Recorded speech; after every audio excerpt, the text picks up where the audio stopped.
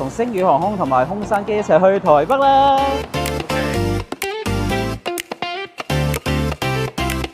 哇！木質調啊，仲可以聽歌啊！呢一隻係周杰倫。今晚間房有我同埋攝影師。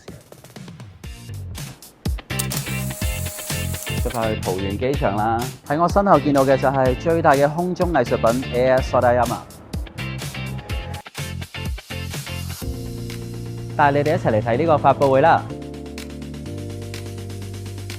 咁啦，呢度就佢哋聯乘嘅一個環保袋啦，唔同嘅大細啦，然之後佢哋基本嘅一個餐點啦，佢哋一啲合作嘅產品啦，即係上到飛機嘅時候咧，就會見到佢呢兩個唔同版本顏色同埋金色嘅餐牌啦。香港呢一個放電話嘅袋超得意，人生成就解鎖同咗我人生最愛嘅 YouTuber 今日終於碰到面，超級感動啊！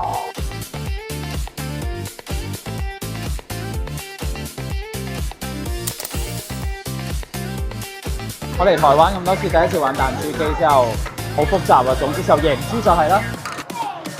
我差啲白啊！有冇興趣食漢堡啊？咁就跟佢哋入咗嚟鋪頭啦。